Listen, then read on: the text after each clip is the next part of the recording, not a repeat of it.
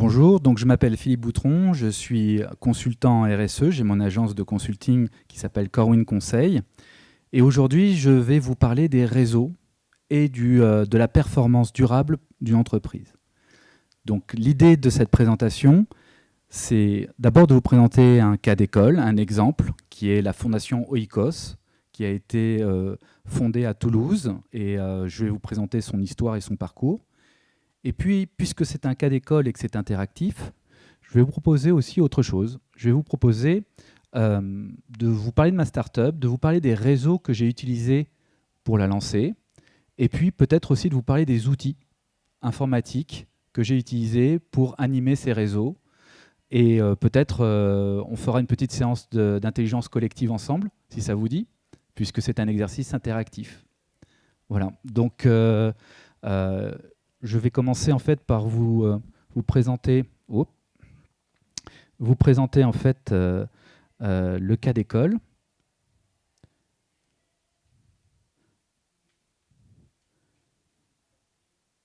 Donc en fait, le cas d'école, c'est la fondation Oikos. Pourquoi la fondation Oikos a été créée? Elle a été créée par Rémi de Mercement. Ben, tout simplement parce qu'il avait déjà vécu ça dans une entreprise qu'il avait créée qui s'appelle La Part de Rêve. Je ne sais pas si vous la connaissez, mais c'est une des entreprises une des premières entreprises en France qui a mis en place le concept d'entreprise libérée. Donc, dès la création de cette entreprise, Rémi avait voulu mettre en place une approche qui tenait compte du développement durable, parce qu'il avait été confronté en fait à trois injonctions qui étaient pour lui très difficilement conciliables. Il y avait l'injonction tout simplement des attentes des Français qui avaient une mauvaise opinion de la responsabilité sociétale des entreprises, 82%. Et en même temps, ils voyaient bien qu'il y avait aussi un problème climatique, hein, la planète qui brûle. Et en même temps, il y avait les injonctions de type économique. Il faut quand même qu'une entreprise puisse rémunérer ses salariés et qu'il faut qu'elle puisse dégager un chiffre d'affaires. C'est important, et un profit. Et comment est-ce que dans ce contexte-là, on pouvait aider les acteurs à s'engager? Donc la raison d'être de la Fondation Oikos a été de permettre à chaque acteur de devenir une entreprise responsable. Comment il a mis en place ceci? Il a mis en place ceci d'abord par une expérience. D'abord, il s'est rapproché d'un réseau. On va commencer par discuter des réseaux. Le réseau du Centre des jeunes dirigeants, le CJD, qui est un des réseaux les plus dynamiques en termes de performance globale et les plus avancés, puisqu'ils ont mis en place toute une approche, d'ailleurs qu'ils ont appelée la performance globale, et qui fait école aujourd'hui. Leur concept, c'est qu'une entreprise a une performance donc financière et une performance extra-financière. Et les deux ensemble, c'est la performance globale de l'entreprise.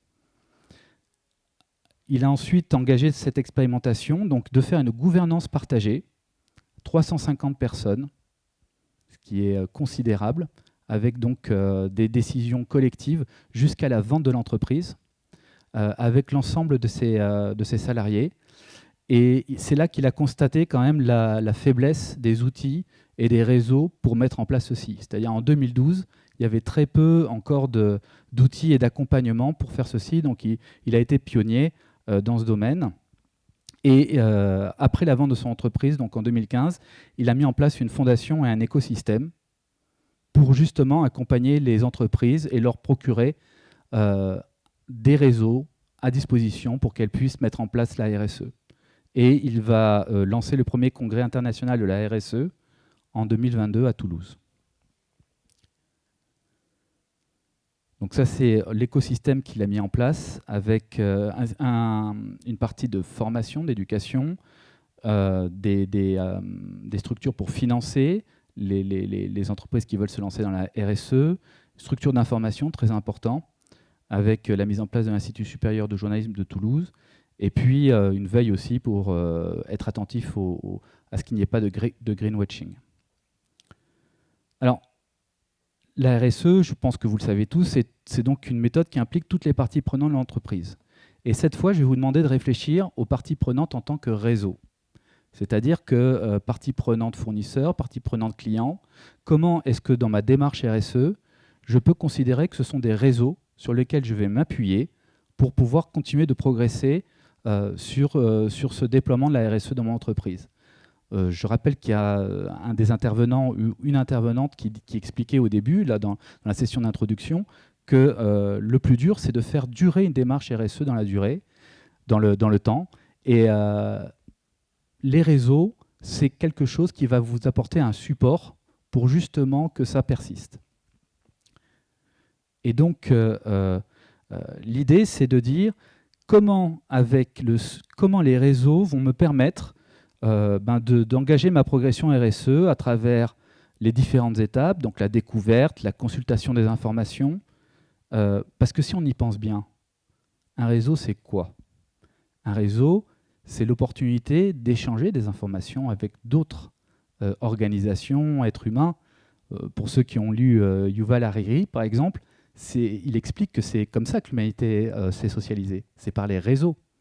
Et donc, en fait, il faut considérer que les réseaux vont nous permettre d'acquérir de l'information et vont nous permettre aussi de donner de l'information à d'autres personnes qui vont pouvoir nous soutenir dans notre démarche RSE. Donc, j'engage ma démarche, j'implique mes parties prenantes. On verra, par exemple, je vais vous montrer un outil qui s'appelle Notion, que j'ai utilisé pour impliquer mes parties prenantes lors du démarrage de ma startup. On va faire valider ses progrès et on va partager son expérience. Donc maintenant, ce que je vous propose, c'est d'appliquer cette réflexion très très concrète. Là maintenant, on va passer dans le très concret à propos de la startup que j'ai créée. Donc cette startup, elle s'appelle, elle n'a pas encore de nom, donc elle est encore sous la marque de mon cabinet qui s'appelle Corwin Conseil. Et la mission de cette startup, c'est d'aider toutes les TPE et uniquement les TPE à s'engager dans une démarche RSE, leur apporter tous les outils et un accompagnement en 45 jours. Voilà.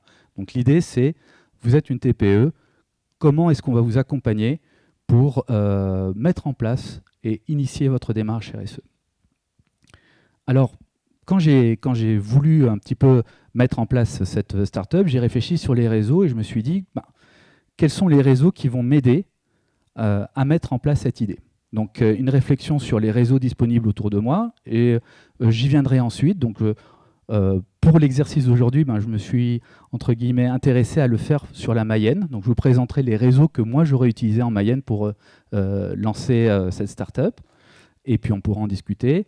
Il y a explorer mes propres réseaux et puis créer et animer, créer son propre réseau aussi. Donc, il y a une idée de, à un moment donné, comment je lance une démarche, par exemple, grâce au logiciel Notion.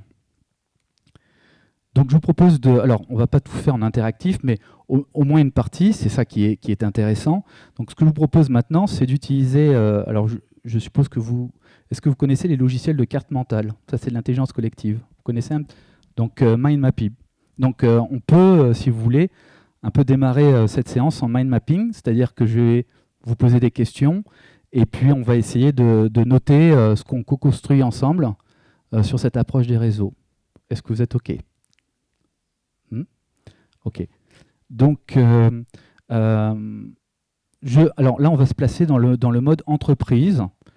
En tant qu'entreprise, quels sont les réseaux auxquels j'ai accès et essayer de raisonner en termes de parties prenantes.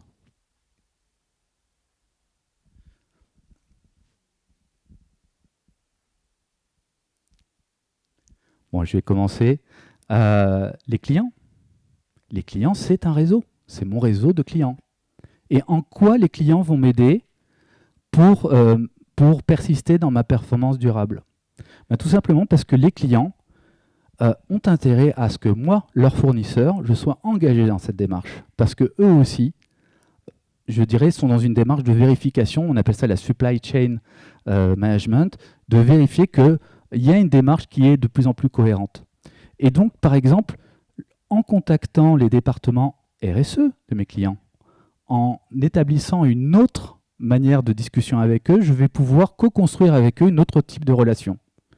Donc, lorsqu'on dit que, par exemple, la mise en place de la RSE, c'est quelque chose qui peut améliorer la performance globale d'une entreprise, c'est très concret. C'est qu'à un moment donné, vous ne discutez plus qu'avec la plateforme d'achat, qu'avec l'acheteur, vous discutez avec d'autres personnes. qui sont dans une autre démarche, qui est de dire bon, comment on construit une relation durable avec ce fournisseur. Ils vont vous donner leurs enjeux, RSE. Nous, notre enjeu, c'est ça. Par exemple, sur la logistique.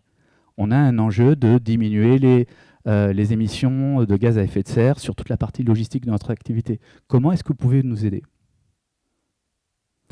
Et à l'inverse, eux-mêmes doivent s'intéresser à vos propres enjeux RSE. C'est le principe. Et donc, vous avez aussi la capacité de discuter avec eux de vos propres enjeux et d'établir un autre type de relation.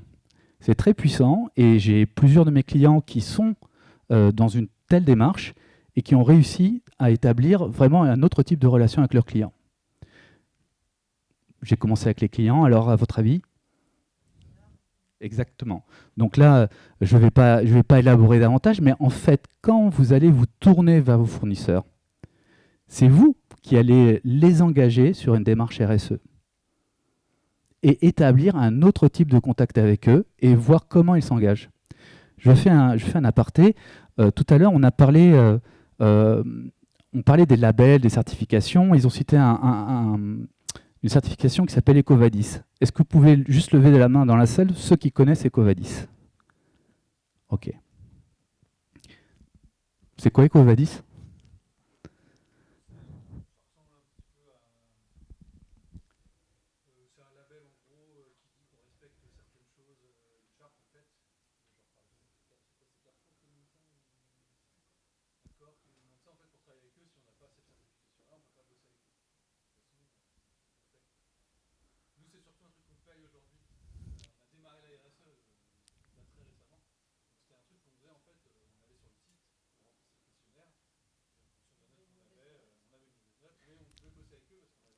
C'est ça. EcoVadis est devenu probablement le plus grand, l'organisme qui analyse la partie RSE de la supply chain management, le plus grand organisme mondial. C'est à l'origine une entreprise française, c'est toujours une entreprise française, mais et qui travaille avec la grande majorité du CAC 40. Je ne veux pas faire d'erreur, mais je crois que c'est plus de 70%. Et en fait, ce qui est en train de se passer, c'est que ces groupes sont en train de poser des questions à leurs fournisseurs, qui eux-mêmes posent des questions à leurs fournisseurs, qui eux-mêmes posent des questions à leurs fournisseurs. Et vous avez donc une remontée de la chaîne qui est en train de se passer. Et donc, quelque part, ben là aussi, dans cet aspect RSE, il commence à y avoir des effets de réseau.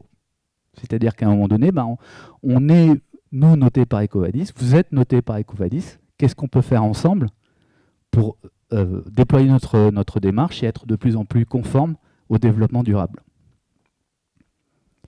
Donc, quelque part, vous connaissez aussi leurs propres critères, en amont et en aval.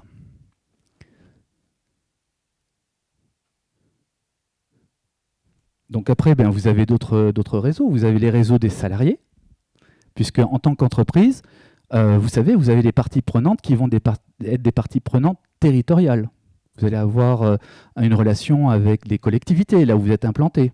Mais dans vos équipes, vous allez avoir des salariés qui parfois sont conseillers municipaux, qui parfois exercent des fonctions de l'autre côté. Et donc là aussi, vous avez des gens sur qui vous pouvez vous appuyer en termes de réseau et donc avancer sur votre partie, sur cette approche RSE des parties prenantes. Et c'est toujours plus fort, et c'est toujours plus significatif et plus efficace pour l'entreprise de commencer déjà par ses propres réseaux. Est-ce que vous avez des questions ?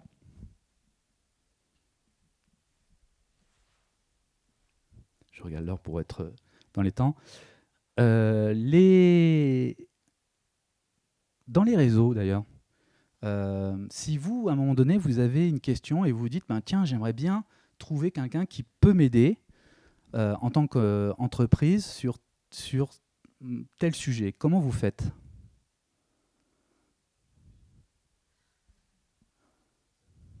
Et vous n'avez aucune idée. C'est un sujet absolument qui est vraiment éloigné de votre activité et vous n'avez aucune idée de par où commencer dans vos connaissances. Vous commencez par Google ? Bon, je sais pas. Si on prenait par exemple, je sais pas, vous cherchez quelqu'un qui connaît spécialisé dans l'attractivité du territoire. Pardon? LinkedIn, c'est ça. Vous l'utilisez tous ou pas? Avec les premiers, deuxième niveaux de relation? C'est OK? Bon, je vous montre juste rapidement parce que ça sert aussi très vite à faire un réseau sur des parties incroyables. Donc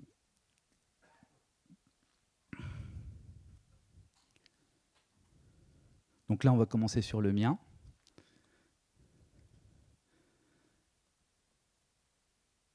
Attractivité du territoire. Je souhaite savoir qui, parmi mes connaissances, est spécialisé dans l'attractivité du territoire. D'abord, je vais mettre personne.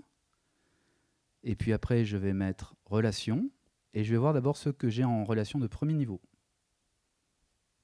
Aucun résultat. Je le savais puisque j'avais déjà testé avant, mais ce n'est pas grave. Je vais poursuivre ma recherche dans mon réseau et je vais aller dans le deuxième niveau. Et là, il y en a beaucoup plus. Cette page. Vous voyez? Et donc, ça aussi, c'est très puissant dans votre démarche de développement durable, parce que chaque fois que vous allez avoir une thématique sur laquelle vous voulez creuser, utilisez, activez votre réseau à travers LinkedIn. Et demandez aux gens autour de vous de faire cette même recherche.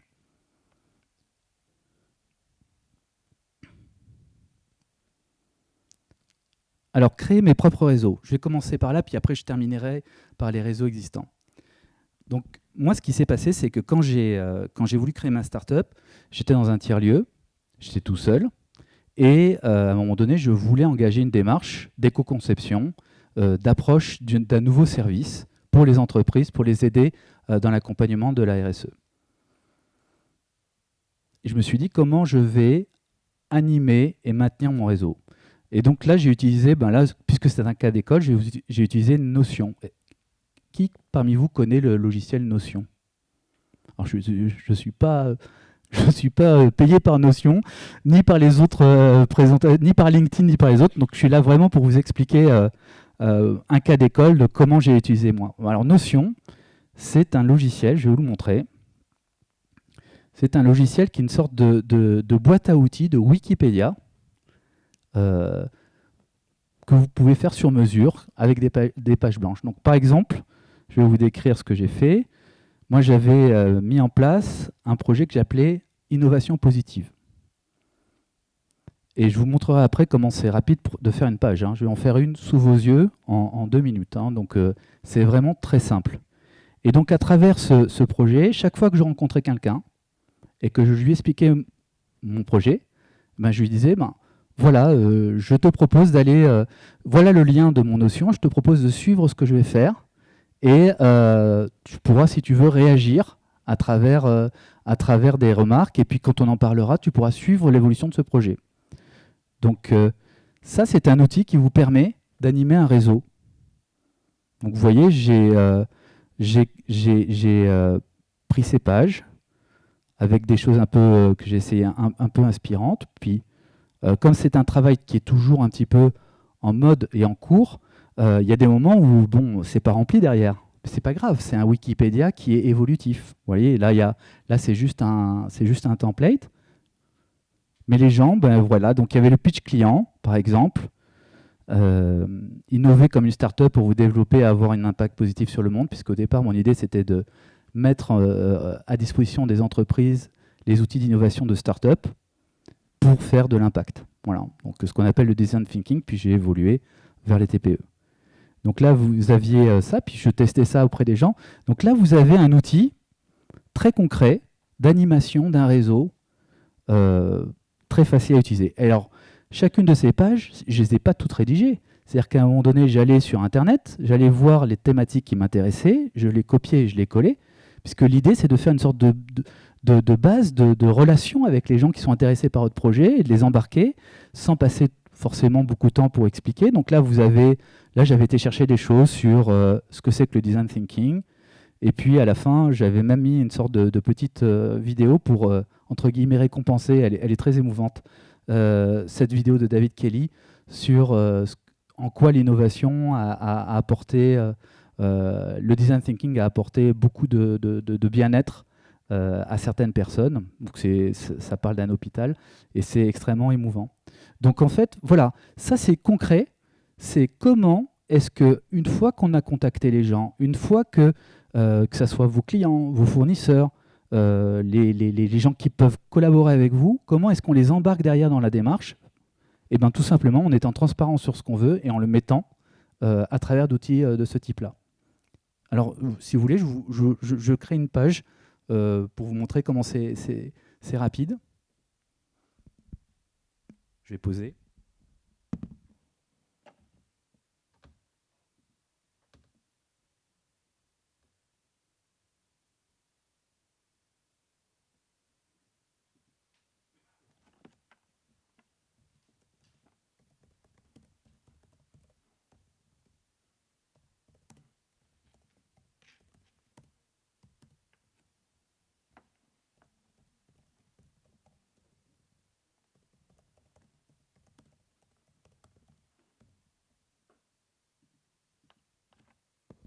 Voilà. Et là, si je vous prends en photo, je pourrais mettre la page en direct, si vous me permettez. Hop. J'en mettrai. Voilà. Donc en fait, je ne vais pas, parce que je vais mettre trop de temps, il est 16h41 et j'arrive à la fin de la présentation, mais sinon vous allez passer. Mais en gros, vous voyez, je peux mettre des liens, je peux dire voici ce qui s'est passé. Je peux rajouter des photos. OK. Des emojis, ce que vous voulez. Et en fait, ça devient une sorte de Wikipédia personnel de votre projet. Et vous pouvez ainsi animer votre réseau. Voilà. Alors, la version, soit c'est complètement privé que pour vous, soit c'est ouvert à tout le monde. Et évidemment, après, il y a une question c'est gratuit jusqu'à un certain point. Et à un moment donné, en tant qu'entreprise, si vous voulez l'utiliser vraiment avec du permissioning, des parties privées, des parties publiques, ben là, il faut effectivement payer. Mais sinon, vous avez un côté, oui, soit c'est 100% privé, soit c'est ouvert. Voilà. Donc ça, c'est un autre exemple d'utilisation du réseau dans votre démarche de RSE. Et vous pouvez inclure, bon là j'ai mis l'observation des clients, des guides d'entretien, vous pouvez y mettre vos codes de conduite, très important, vos chartes d'achat fournisseurs, tous ces aspects-là. Moi je trouve ça intéressant parce que du coup vous n'êtes pas obligé de passer par la mise en place d'un site internet complet. Vous pouvez prototyper avec ça et puis après éventuellement l'utiliser dans votre site internet. Et puis le temps passe, donc je vais avancer. Et puis, il y a les partenaires externes. Et là, je vous citais par exemple la Cité de la RSE, qui est un partenaire qui permet donc de proposer tous ces aspects-là, que vous allez activer, que vous allez aller chercher de manière à distance, puisque c'est online et ils sont en train de se diffuser sur le territoire. Vous allez aussi avoir le comité 21 qui sont ici et qui sont la première organisation quand même en France en termes d'implication sur le développement durable. Donc développement durable, on est d'accord, ça va au-delà de la RSE, puisque ça concerne aussi les collectivités locales, les associations, tout ce qui est pouvoir public. Et puis, je dirais que ici, à Laval, vous avez des gens qui sont particulièrement dynamiques au niveau de la RSE. Et donc là, au niveau des réseaux, vous avez la CCI de la Mayenne qui anime un réseau qui s'appelle le groupe Mayenne Durable.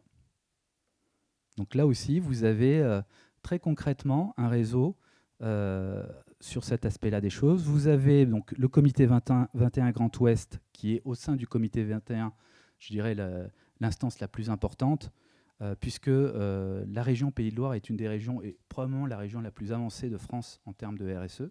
Donc c'est parce que vous avez des organisations vraiment puissantes et je dirais, qui sont très dynamiques. Vous avez Laval Économie, donc qui travaille qui est une agence de Laval Agglomération et qui est aussi très, très impliquée sur la RSE et sur la performance durable, avec ses adhérents. Donc vous avez des programmes, vous avez des ateliers. Donc là aussi, ce sont des réseaux sur lesquels vous pouvez vous appuyer. Faut pas, à un moment donné, il ne faut pas réinventer la roue, hein. Je veux dire, c'est vrai qu'on pourrait sans doute souhaiter, et c'est ce que j'ai cru comprendre, qu'il y ait un guichet unique à un moment donné, c'est-à-dire qu'à un moment donné, il y a un seul endroit qui vous redirige vers tous ses partenaires, et c'est peut-être ça qui va arriver bientôt, mais en tout cas, vous êtes dans une région qui est particulièrement riche en termes d'aide. Vous avez Initiative Mayenne, vous avez Mayenne Communauté qui est plus sur la partie commune, mais qui va avoir un certain nombre de thèmes sur le développement durable. Et puis vous avez aussi, alors attendez, et puis vous avez aussi les autres réseaux plus nationaux, internationaux, comme le Pacte mondial. Qui connaît le Global Compact ou le Pacte mondial ici? Vous connaissez? Alors ça, c'est quelque chose qu'il faut vraiment connaître parce que c'est un des principaux réseaux qui est en train de se monter au niveau des entreprises. Le Pacte mondial, c'est une initiative qui a été lancée par l'ONU, qui promeut 10 principes et 17 objectifs de développement durable. Donc, vous avez déjà entendu parler des fameux ODD, peut-être, des objectifs de développement durable. Et en fait, chaque entreprise peut s'engager via ce pacte mondial. Donc, ça commence par une lettre qu'on fait vis-à-vis du secrétaire général de l'ONU. Puis après, on doit faire un rapport sur le progrès chaque année. C'est très bien fait. C'est une plateforme digitale. Donc, vous avez vraiment un accompagnement. Et je dirais que c'est un réseau qui mérite d'être exploré, sachant que, en plus, alors je vais revenir sur ma page Notion, parce que je m'étais fait une page Notion avec les liens. Je ne sais plus où elle est.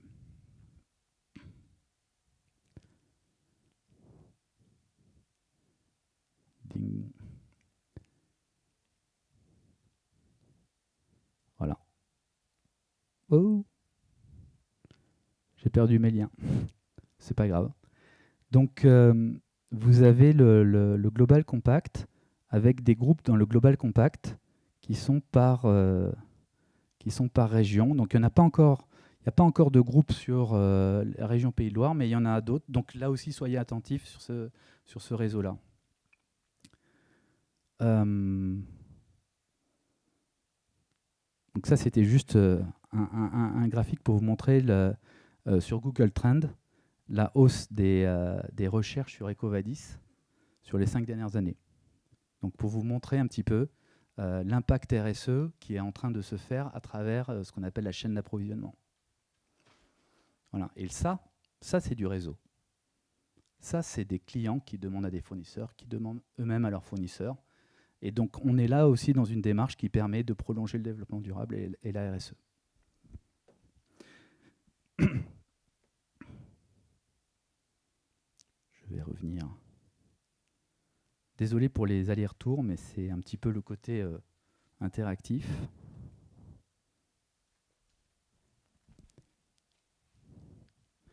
Voilà, donc en conclusion, j'ai envie de vous dire, les réseaux, c'est ce qui permet d'agir le plus vite à travers des gens qui vont vous soutenir, qui vont vous donner de l'information et à travers votre possibilité, vous, de donner de l'information. Donc, il y a un beau slogan que j'aime bien, que j'avais lu, qui s'appelle « Agir rend heureux ». Donc, c'est probablement un des leviers qui vous permet de mettre en place le plus concrètement votre RSE. Là, il y a des exemples d'actions que vous pouvez faire à travers des réseaux. Et puis, je voulais vous remercier. Si vous avez des questions, je suis à votre disposition en termes à propos de ce cas d'école. Voilà.